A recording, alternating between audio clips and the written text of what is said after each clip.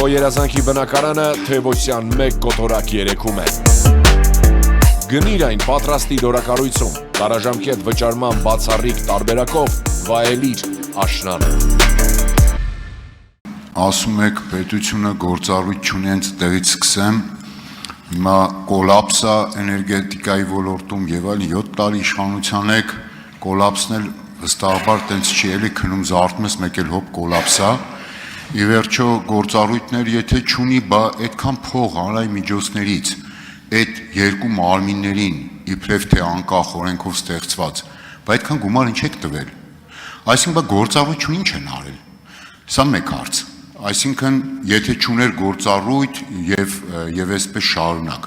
Եվ մեկ էլ որ ասում եք կոլապս, ամեն տարի վերլուծություններ կա, գալիս է այստեղ այդ մարմնի ներկայացուցիչը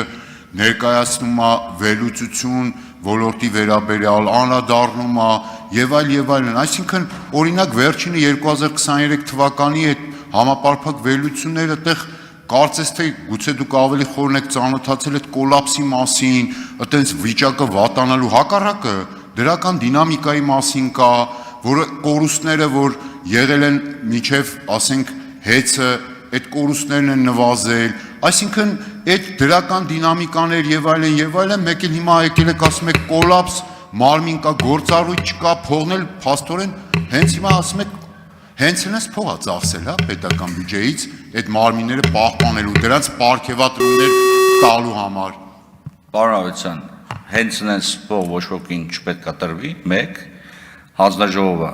կարգավորող հանձնաժողով եւ ունի կարգավորիչ գործառույթներ, հանձնաժողովը ունի նաեւ կանխարգելիչ գործառույթներ, բայց դրանք բավարար չեն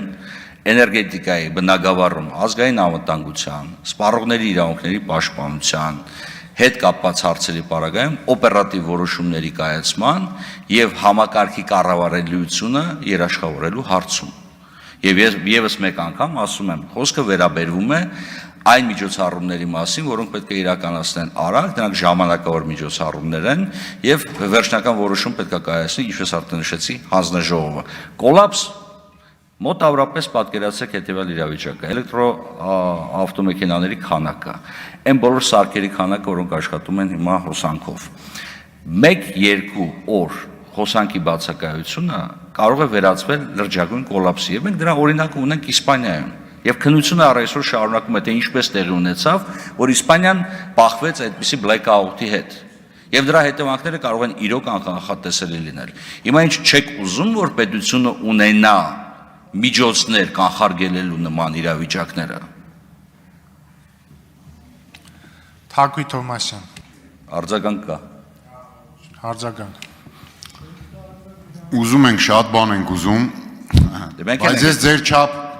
ճարպկություն չունեմ քաղաքական բան, դրա համար ուղիղ հարցը ստամ, էլի։ Եթե ազնվություն ունենաք, այդպես պատասխանեք, կարծում եմ ունեք այդ չափ ազնվություն։ Այսինքն այդ հայտարարությունը հայտնի որ չլներ,